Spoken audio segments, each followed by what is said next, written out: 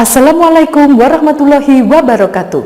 Kepada yang terhormat dosen dan guru penguji uji kinerja PPG dalam jabatan kategori 1 tahun 2023. Perkenalkan, saya Susanti Enda Sulistiawati, mahasiswa PPG dalam jabatan Universitas Negeri Makassar kategori 1 tahun 2023, kelas sejarah 001 Kementerian Agama.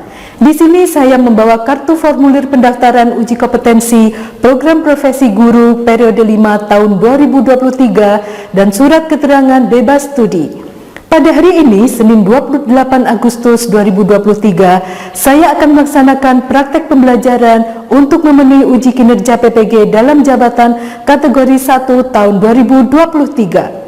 Praktik pembelajaran ini bertempat di Manpat Banyuwangi, Kabupaten Banyuwangi, Provinsi Jawa Timur, dengan materi kehidupan politik pada masa demokrasi terpimpin di kelas 12. Berikut video pembelajaran yang akan saya laksanakan. Mohon masukan dan sarannya agar kedepannya kegiatan pembelajaran saya lebih baik lagi. Terima kasih atas perhatiannya. Wassalamualaikum warahmatullahi wabarakatuh.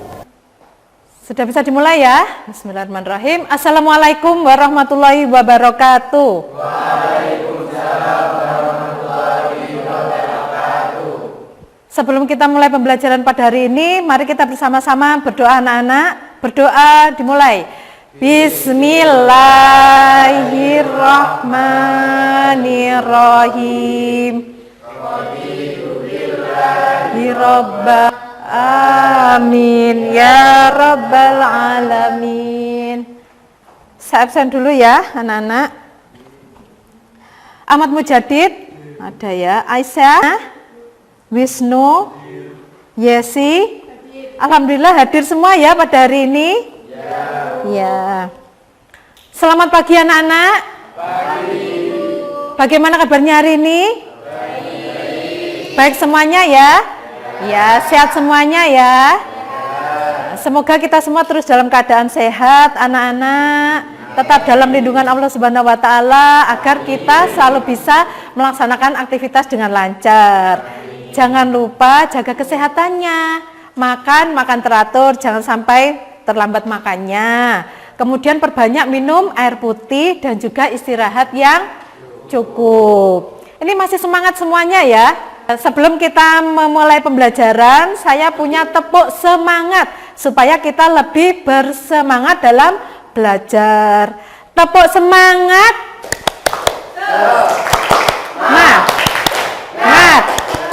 Semangat. Belum kompak ya rasanya. Kita tepuk semangat sekali lagi. Tepuk semangat.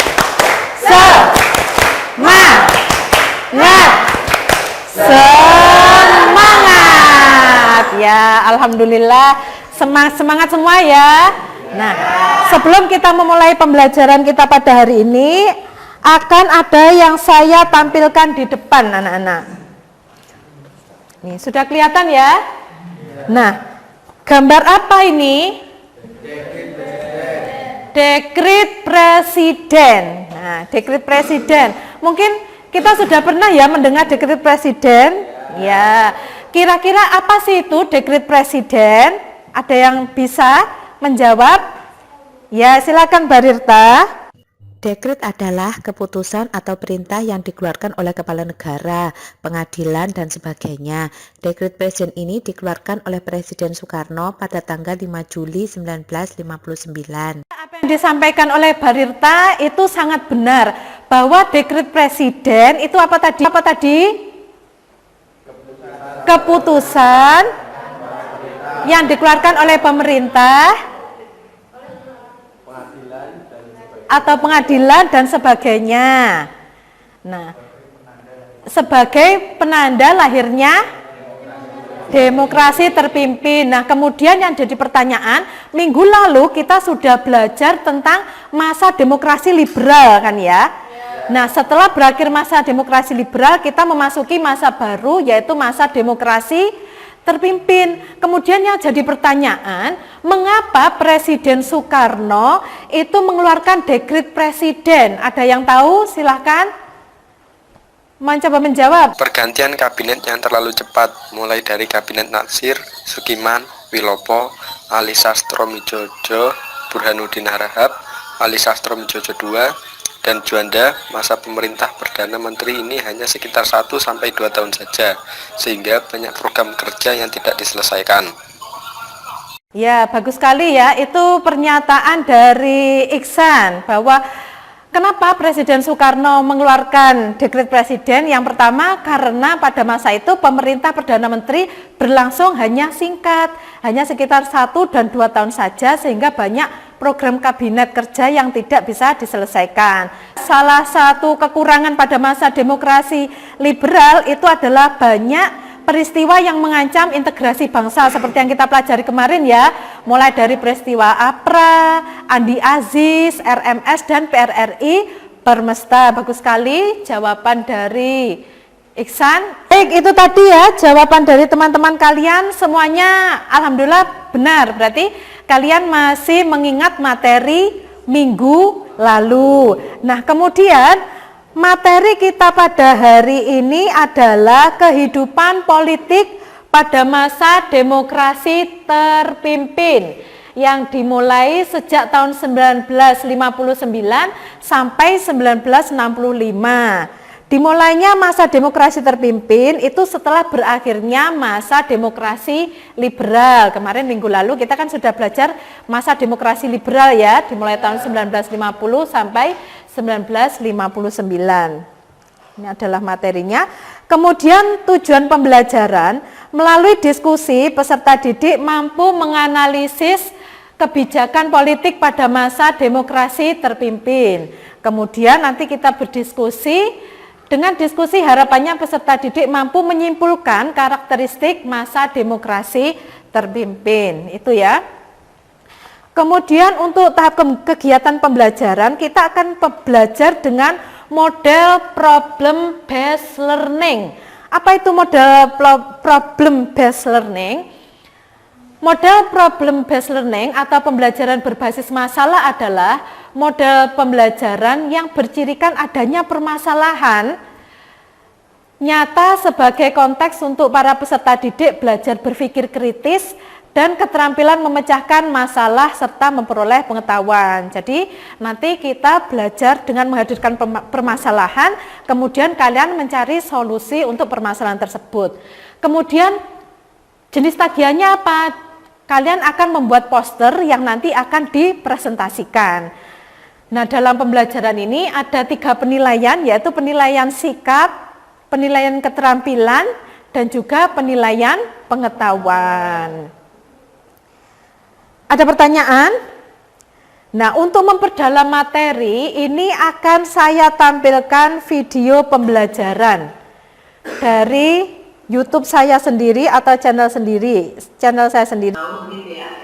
Dilakukan berdasarkan penetapan Presiden Nomor 3 Tahun 1959 dan Proklamasi Kemerdekaan Indonesia yang berjudul Pertemuan Presiden Soekarno menyampaikan pidato tersebut menjadi landasan pelaksanaan demokrasi terpimpin. Selanjutnya diusulkan oleh Dewan Pertimbangan Agung agar sesuai dengan ketetapan MPRS Nomor 1 dari MPRS garing 1960.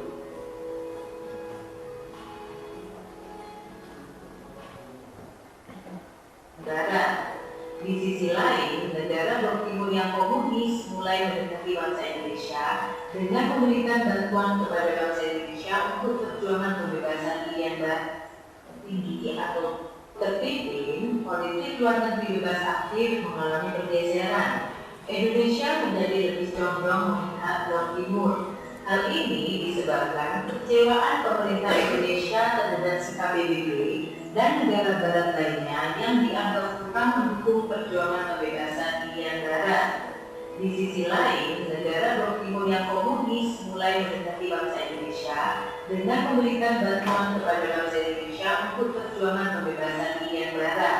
Sebagai contohnya, Uni Soviet dan Tiongkok memberikan bantuan senjata untuk operasi militer pembebasan Irian Barat. Proyek mercusuar.